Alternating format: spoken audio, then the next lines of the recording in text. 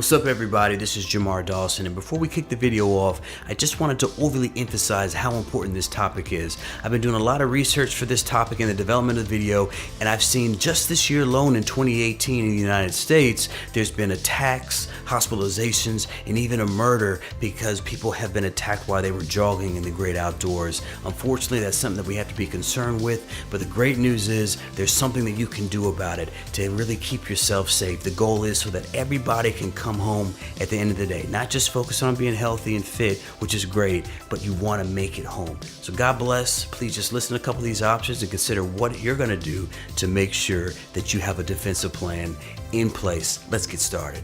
What's up guys, it's another episode of Remnant Outdoors. I'm your host Jamar Dawson.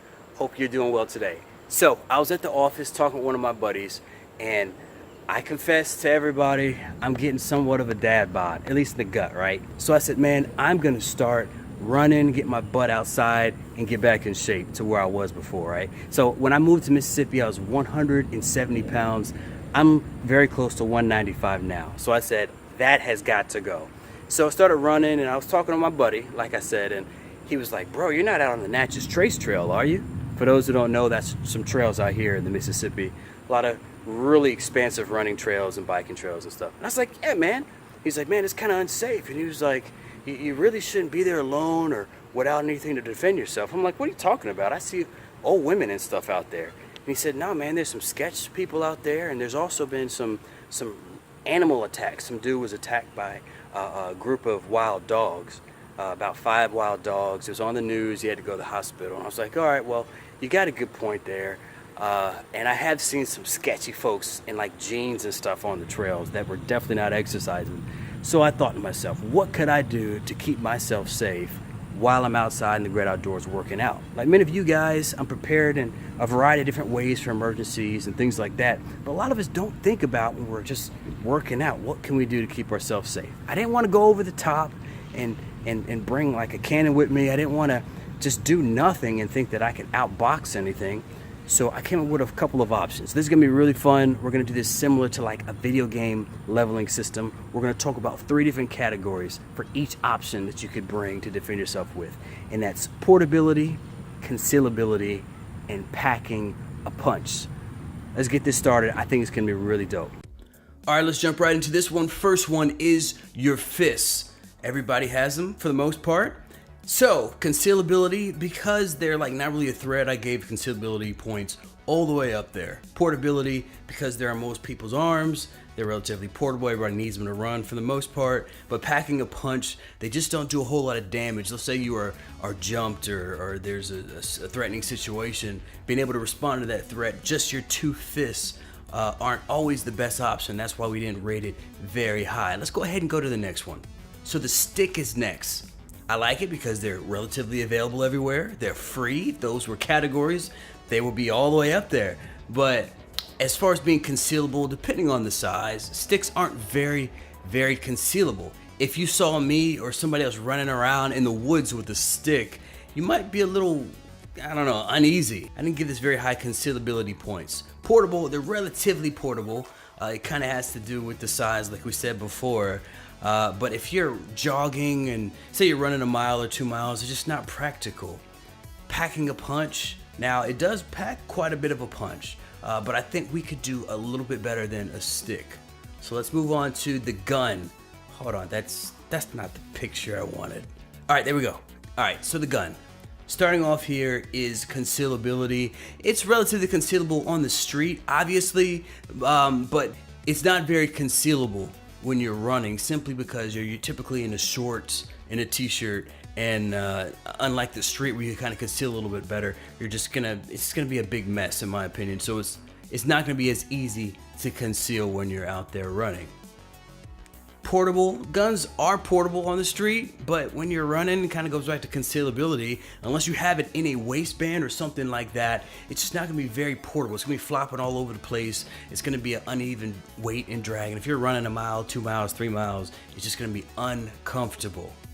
The gun is at the top of the range for the pack-a-punch category.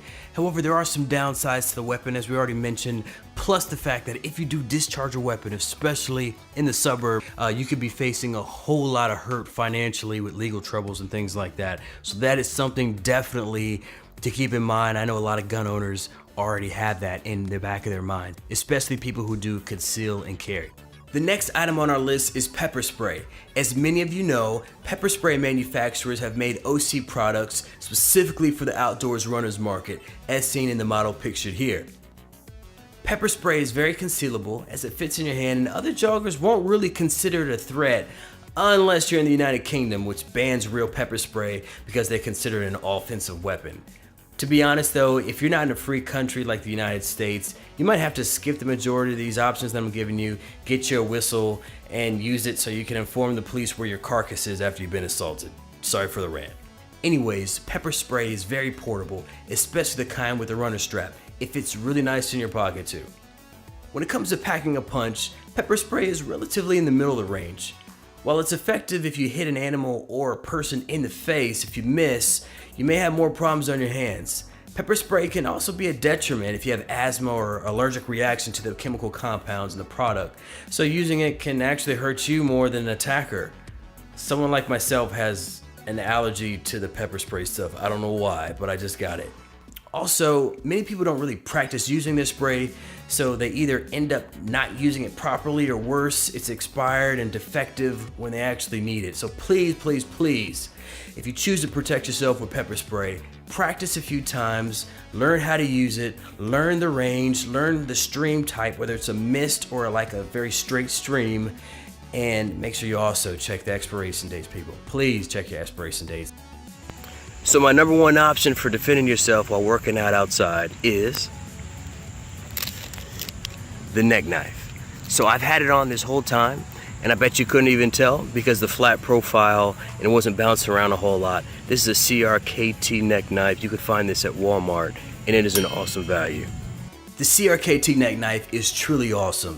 So at right around 20 bucks or so from Amazon or Walmart, and I'll post a link in the description below. This knife is about 6 inches in total length, about 3 inches in usable length as far as the blade goes, and only just a hair over a 1/4 inch thick. It is awesome. You can see this Kydex sheath that comes with the knife is awesome. It has really good retention properties. I ran like 2 miles a couple of days ago and didn't have any worries about the blade slipping out and poking me. Really awesome.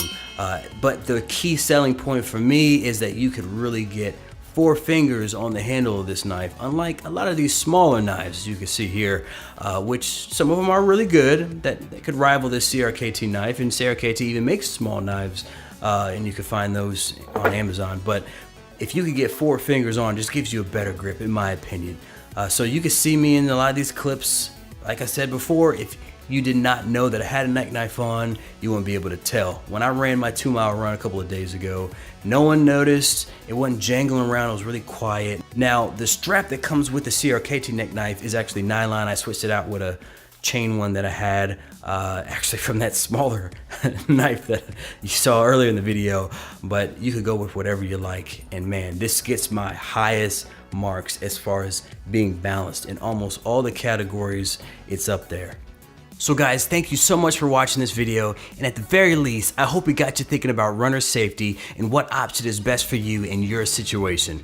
If you do like the video, feel free to like and subscribe, as well as letting me know what other defensive options there are that you might suggest as we continue our quest for health and admiration of the creation in the comment section. Until next time, this is Remnant Outdoors, God, family, country, y'all know the deal. Stay safe.